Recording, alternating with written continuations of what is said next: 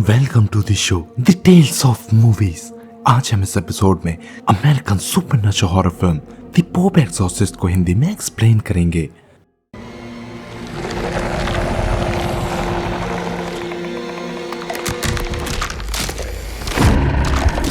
इस मूवी को जूलिया सेवरी ने डायरेक्ट किया है और ये फिल्म 14 अप्रैल 2023 में रिलीज हुई थी। बेसिकली ये फिल्म 1990 में आई किताब एन एक्सॉर्सिस्ट टेल हिस्ट्री और एन एक्सॉर्सिस्ट मोर स्टोरी पर ही आधारित है, जिसे फादर गैब्रियल अमॉर्थ ने ही लिखा था, जो वेटिकन के प्रमुख पादरी हुआ करते थे। और ये फिल्म उन्हीं के जीवन पर हुई घटनाओं पर आधारित है। और वहीं फादर अमॉर्थ का किरदार academy award winning actor Russell crow ने निभाया है। तो चलिए मूवी की एक्सप्लेनेशन स्टार्ट करते हैं। मूवी की शुरुआत 4 जून 1987 ट्रोफिया इटली से होती है और वहां हम फादर अमॉर्थ को देखते हैं, जो एक लड़के के एक्सॉर्सिज्म के लिए वहां आए हुए थे। वहीं एक्सॉर्सिज्म के दौरान फादर उस लड़के के अंदर की डीमन से बात करते हैं। पहले तो वह शैतान फादर को ही अब्यूज करता है, पर तभी उसे सेंट बेनेडिक्ट मेडल की सहायता से अपने वश में करते हैं और उसकी ताकत को ललकारते हुए पास खड़े एक सुअर को पोजेस्ट करने को कहते हैं। और जैसे ही वो डीमन उस लड़के को छोड़ उस सुअर को पोजेस्ट करता है, वो लोग तुरंत उस सुअर को गोली मार देते हैं और वो लड़का उस डीमन के चंगुल से आजाद हो जाता है। वहीं इस केस के सिलसिले में फादर अमॉर्थ को रोम बुलाया जाता है, जहां काउंसिल ऑफ बिशप फादर अमॉर्थ को ही ब्लेम करते हैं कि बिना उनकी इजाजत के उन्होंने वो एक्सॉर्सिज्म क्यों किया। तभी फादर अपने जवाब में कहते हैं कि उन्होंने कोई एक्सॉर्सिज्म नहीं किया, वो लड़का पोसेस नहीं था, बल्कि दिमागी रूप से बीमार था। मैंने तो सिर्फ उसके दिमाग से खेला था। वो कहते हैं कि भूत मुक्तिकरण करना मेरा काम है। ज्यादातर मामले जो मुझे मिलते हैं उनमें भूत मुक्ति की जरूरत नहीं होती, बस जरूरत पड़ती है तो थोड़ी बहुत बातचीत की और थोड़ी समझदारी की। वहीं बिशप लमुम्बा भी फादर अमॉर्थ का ही साथ देते हैं। बिशप कहते हैं कि अमॉर्थ जिन मामलों में काम करते हैं उनमें से 98% मामलों में लोगों को डॉक्टर्स और साइकेट्रिस्ट के पास भेजते हैं। तभी बिशप के पूछने पर कि बाकी 2% का क्या, जिस पर फादर अमॉर्थ कहते हैं कि वो 2% का इलाज ना तो किसी डॉक्टर के पास है और ना ही किसी साइकेट्रिस्ट के पास, क्योंकि वो है शैतान। तभी काउंसलिंग मेंबर कार्डिनल सुलिवन उन्हें कहते हैं कि वो एक्सॉर्सिज्म की पोस्ट को खत्म करना चाहते हैं, क्योंकि लोगों को नई राह दिखाने का दबाव हमेशा चर्च पर रहा है, इसलिए हमें ऐसा दकियानूसी सोच को पीछे छोड़ना होगा।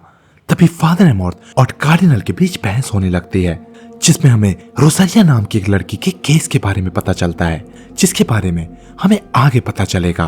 तभी फादर अमॉर्थ बहुत नाराज हो जाते हैं और कहते हैं कि शैतान सबसे ज्यादा तब खुश होता है जब हम उसे हल्के में लेते हैं और उसके वजूद से इनकार करते हैं। फादर कहते हैं कि यदि तुम्हें मुझसे कोई प्रॉब्लम है तो बात करो पोप से, जो मेरे बॉस हैं। और ऐसा बोल वो वहां से चले जाते हैं। वहीं इसके बाद हमें एक फैमिली को दिखाया जाता है, जिसमें माँ जूलिया और उसके 2 बच्चे एमी और हैंडी को देखते हैं। दरअसल 1 साल पहले जूलिया के पति की कार एक्सीडेंट में मौत हो गई थी और उसी कार में हेनरी भी था, और इस एक्सीडेंट से हेनरी को बहुत बड़ा सदमा लग गया। तब से हेनरी ने बोलना बंद कर दिया। वहीं जूलिया अमेरिका से स्पेन शिफ्ट हो रही थी, क्योंकि उनके पास पैसों की प्रॉब्लम हो गई थी। और यहाँ स्पेन में जूलिया के पति की पुश्तैनी संपत्ति थी, जो कि एक चर्च था, और वो अपनी फैमिली के साथ वहीं शिफ्ट हो रही थी। वहीं इस चर्च में मरम्मत का काम भी चल रहा था, जिसे कार्लोस नाम का व्यक्ति करवा रहा था। वहीं हम एक लोकल प्रीस्ट एस्क्यूवेल को भी देखते हैं, जो उन्हें ब्लेस करने वहां आए हुए थे। वहीं जूलिया की बेटी यहाँ आने से बिल्कुल खुश नहीं थी। तभी जूलिया उसे समझाती है और कहती है कि मुझे तुम्हारी मदद चाहिए। तुम्हारे पिता हमारे लिए यहाँ सिर्फ एक चर्च छोड़ गए और हमारे पास पैसे भी नहीं है। मरम्मत के बाद हम इस चर्च को बेच देंगे और वापस यूएस चले जाएंगे। तब तक तुम अपने भाई का ध्यान रखो। उधर हेनरी घर को एक्सप्लेन करते हुए नीचे की ओर जाता है, जहां उसे एक वॉल में होल दिखता है, जिसके पीछे सील ऑफ वेटिकन का सिंबल था। तभी उसमें एकदम से क्रैक होने लगता है और ये देखकर हेनरी वहां से भाग जाता है। वहीं अगले दिन कर्मचारी तहखाने की जांच कर ही रहे थे कि तभी एक कर्मचारी की नजर उसी वॉल के होल पर जाती है, और जैसे ही वो देखने के लिए फ्लैश लाइट चलाता है, एकदम से वहां ब्लास्ट हो जाता है, जिससे वो बुरी तरह जल जाता है, क्योंकि तहखाने में सल्फर गैस भरा हुआ था। वहीं उस कर्मचारी को तुरंत हॉस्पिटल भेजा जाता है, और इस घटना के बाद कार्लोस वहां काम करना नहीं चाहता था, इसलिए वो अपनी टीम लेकर वहां से चला जाता है। उधर सील ऑफ वेटिकन सिंबल पर दरारें पड़ने लगती हैं और हेनरी को अजीब तरह से दौरे पड़ने लगते हैं। तभी ये देख एमी डर जाती है और जूलिया को आवाज लगाती है। जूलिया भी वहां आती है कि तभी एकदम से हेनरी उठता है और जूलिया और एमी को मारने की धमकी देने लगता है और एकदम से अपना मुंह नोच लेता है। वो लोग उसे हॉस्पिटल ले जाते हैं जहाँ उसकी सारी रिपोर्ट्स नॉर्मल थी। तभी डॉक्टर के पूछने पर कि क्या हेनरी के साथ कुछ हादसा हुआ था, जिस पर जूलिया पति की मौत और 1 साल से ना बोलने वाली बात बताती है और तभी डॉक्टर उसे साइकियाट्रिस्ट को दिखाने को कहते हैं। वहीं वो लोग हेनरी को वापस घर ले आते हैं और हेनरी को लेकर काफी परेशान रहने लगते हैं। तभी हेनरी जूलिया से दुर्व्यवहार करने लगता है और हमें समझ में आने लगता है कि वो पजेस्ड हो चुका है। तभी वो अपनी टी शर्ट उठा अपने जख्म दिखाता है और प्रीस्ट को बुलाने को कहता है। तभी जूलिया लोकल प्रीस्ट एस्क्यूबेल को बुलाती है। वहीं जैसे एस्क्यूबेल अंदर जाता है वो शैतान उसे बाहर फेंक देता है। वो कहता है कि ये वो प्रीस्ट नहीं है, उसे बुलाओ। मतलब वो फादर एमॉर्थ की बात कर रहा था। वहीं दूसरी ओर हम पोप के साथ फादर एमॉर्थ को देखते हैं और वो फादर को हेनरी के केस के बारे में बताते हैं और वो फादर एमॉर्थ को स्पेन जाने को कहते हैं। वो बताते हैं कि वो लड़का किसी भयानक शैतान के वश में है और ये हादसा सेंट सेबेस्टियन चर्च की पवित्र भूमि में हुआ है। पहले भी इस जगह से चर्च को परेशानियां हुई हैं और मुझे डर है कि वहां कोई खतरनाक शैतान है और इसका पता सिर्फ तुम ही लगा सकते हो। फादर स्पेन पहुंच एस्क्यूबेल और जूलिया से मिलते हैं। जूलिया बहुत परेशान थी और वो एमॉर्थ से पूछती है कि चर्च को इस मामले में क्यों दिलचस्पी है, पर फादर हेनरी को देखने की बात करते हैं और जूलिया हेनरी के पास ले जाती है। फादर हेनरी के लिए प्रे करते हैं और उसे सेंट बेनेडिक्ट मेडल दिखाते हैं, वही जिससे उन्हें उसके अंदर का शैतान दिख जाता है। एमॉर्थ पूछते हैं कि तू कौन है और तूने इस बच्चे को ही क्यों चुना और तू यहाँ क्यों आया है, जिस पर वो डीमन कहता है कि मैं उसके लिए नहीं तेरे लिए आया हूँ।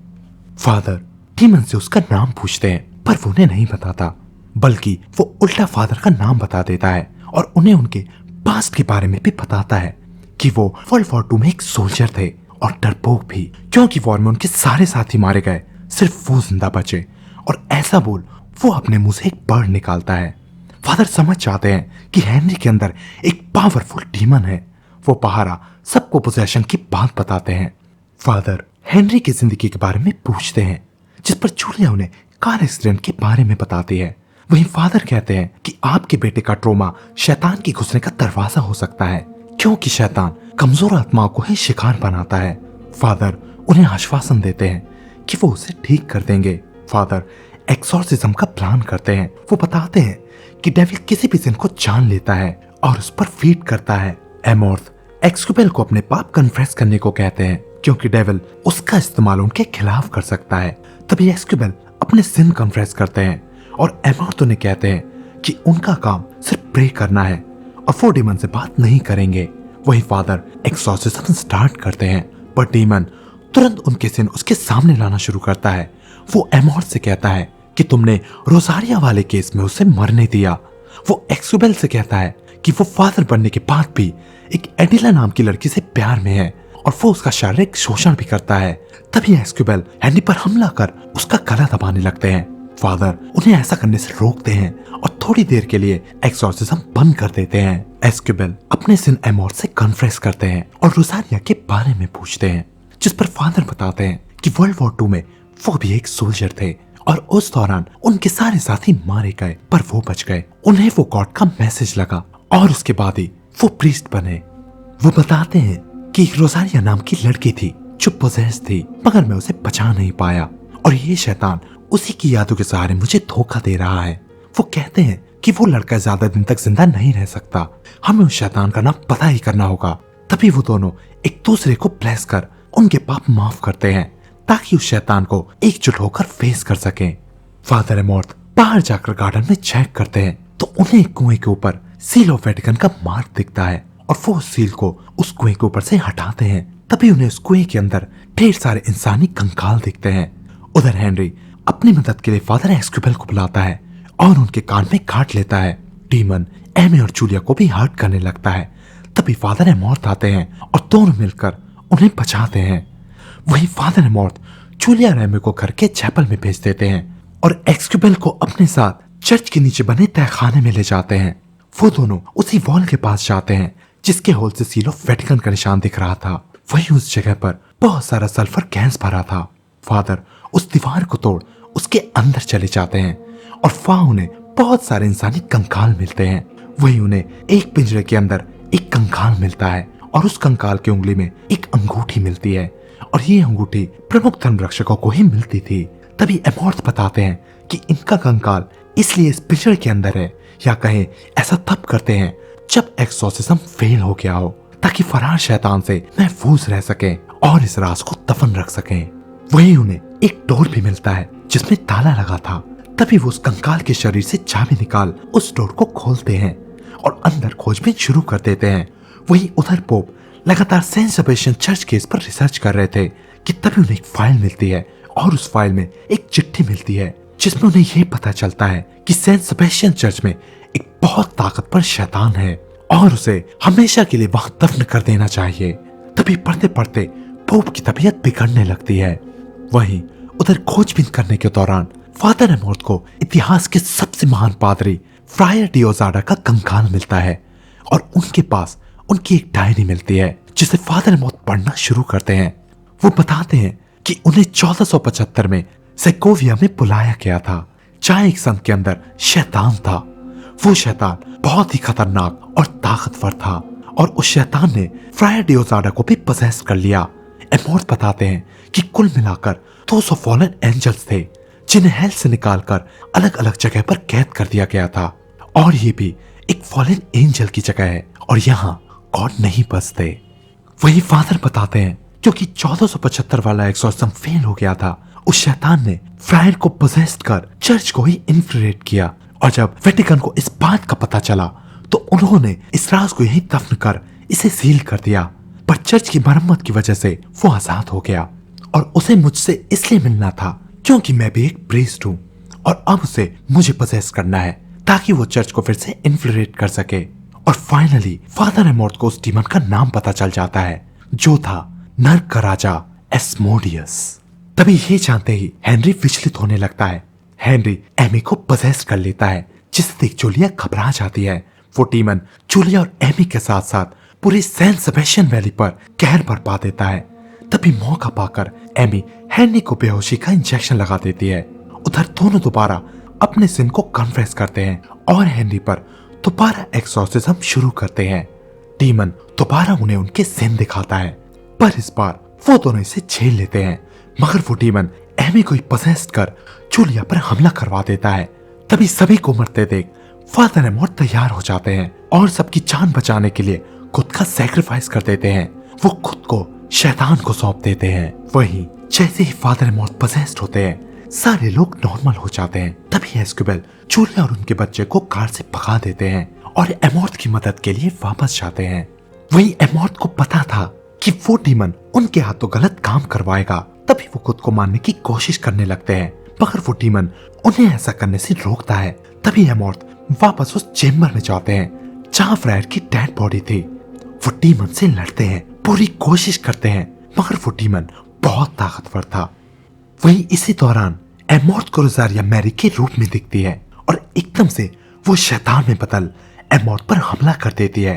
तभी एमॉर्थ पूरी तरह से पोजेस्ड हो जाते हैं और फादर फ्रायर की तरह उन्हीं के तख्त में बैठ जाते हैं। तभी वहां एस्क्यूबेल आता है और क्रॉस की मदद से लैटिन भाषा में प्रे करने लगता है। तभी प्रे की वजह से वो डीमन कमजोर होने लगता है और फादर एमॉर्थ भी उस शैतान से अंदर लड़ने लगते हैं और एस्क्यूबेल एक्सोर्सिज्म कर उस डीमन को फादर एमॉर्थ के शरीर से अलग कर देता है। तभी शैतान एमॉर्थ के शरीर से अलग हो वापस रोजारिया के रूप में आ जाता है और एमॉर्थ पर हमला कर देता है। और दूसरी ओर एडेला के भी रूप में शैतान एस्क्यूबेल पर भी हमला कर देता है, पर क्रूसीफिक्स की सहायता से एडेला रूपी डीमन को एस्क्यूबेल नष्ट कर देता है। एस्क्यूबेल उस क्रूसीफिक्स को फादर एमॉर्थ की तरफ फेंकते हैं और एमॉर्थ उस क्रूसीफिक्स की मदद से उस डीमन को दूर फेंक देते हैं और दोनों मिलकर एक्सोर्सिज्म करने लगते हैं और उस डीमन को नर्क में भेज देते हैं। वहीं पोप की तबीयत ठीक हो जाती है और दोनों फादर्स पोप से मिलते हैं। पोप उनकी तारीफ करते हैं और बिशप लुमुम्बा से मिलवाते हैं और बताते हैं कि अब से आगे की प्रोसेसिंग यही टेक ओवर करेंगे। तभी एमॉर्थ के पूछने पर कि कार्डिनल कहाँ हैं, पोप उन्हें बताते हैं कि सविलन एक लंबी छुट्टी पर जा चुके हैं। वहीं बातचीत के दौरान बिशप लुमुम्बा एमॉर्थ को बताते हैं कि वो परिवार अब सही सलामत है और यूएस पहुंच गया है और वेटिकन ने उनसे वो चर्च खरीद फिर से उसे पवित्र कर दिया है और वो बच्चा भी अब बिल्कुल ठीक है। बिशप उन्हें बताते हैं कि फ्रायर की डायरी बहुत काम की है और बहुत डरावनी भी। अब हम बहुत जल्द उन 199 जगहों का पता लगा लेंगे जहां ये 199 शैतान हैं और फिर हम इन सब जगहों को पवित्र कर देंगे और इस काम के लिए हमें आप दोनों की जरूरत है। वहीं वो दोनों इस काम के लिए तैयार हो जाते हैं और ये मूवी यहीं खत्म हो जाती है। तो आपको ये मूवी कैसी लगी हमें कमेंट्स करके जरूर बताएं। अगर वीडियो पसंद आया हो तो इसे लाइक और शेयर करें और हाँ, हमारे चैनल को तुरंत सब्सक्राइब करें। हम फिर मिलेंगे एक और नए वीडियो में, तब तक के लिए गुड बाय।